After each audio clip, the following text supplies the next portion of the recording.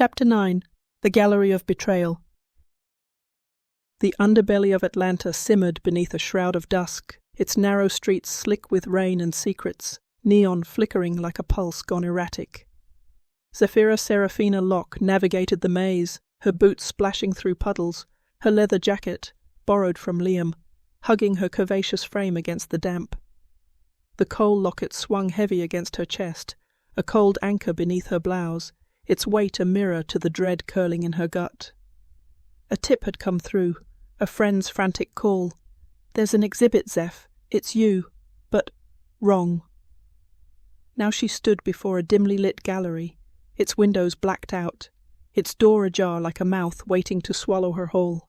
She pushed inside, the air thick with incense and whispers, a crowd milling under low-hanging bulbs that cast jagged shadows. Her ebony skin prickled, her almond-shaped eyes, dark chocolate, molten with fury, scanning the walls, and then she saw it, the double exposure. Prints loomed, grotesque and hypersexualized, her face, her body, but twisted, warped into a parody of desire. One showed her nude, limbs splayed unnaturally, eyes hollow. Another draped her in chains, her crimson lips stretched into a scream.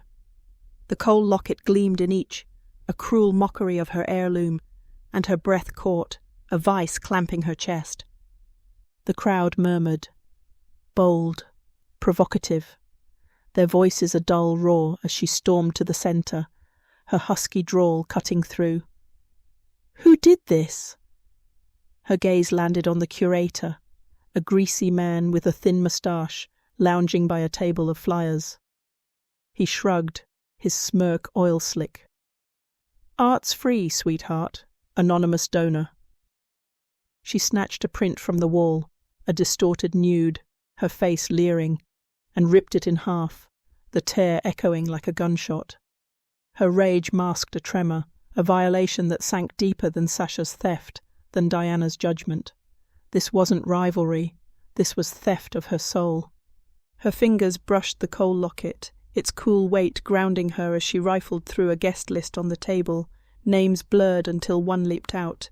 Elena Whittaker, her rival, her shadow, a fellow model whose icy beauty and cutting wit had always clashed with Zephyra's fire.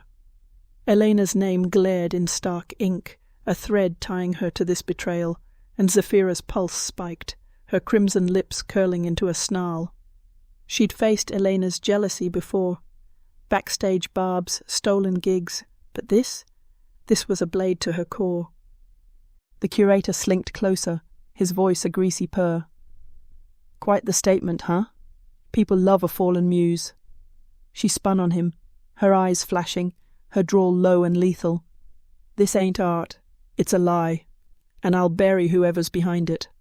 He flinched, stepping back, but the crowd's whispers swelled. "She's unhinged. Too much ego."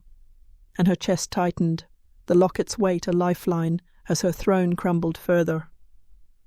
At 28, she'd built her power on sensuality, on choice, but this stripped it bare, turned it against her. A figure lingered at the gallery's edge, tall, shadowed, cap pulled low, watching her through the haze, his presence a prickle on her neck. She didn't see him, her focus locked on the prints, on Elena's name, but his gaze bore into her, a silent thread weaving into the chaos. She grabbed another flyer, its title, The Double Exposure, mocking her in bold red, and stuffed it into her jacket, her hands trembling. "I'm calling my lawyer," she spat at the curator, "and this ends tonight."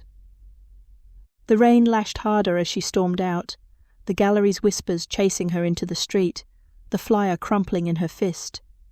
Her ebony skin glistened with wet, her curly waves plastered to her shoulders, and the coal locket thudded against her chest, heavier now, a pendulum ticking between rage and ruin.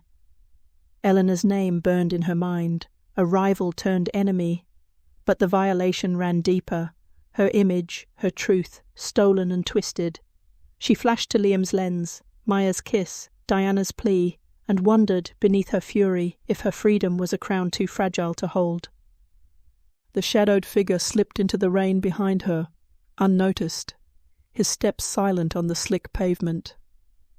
The neon flickered, casting her silhouette long and lone, a queen wounded but unbroken, her fight just beginning.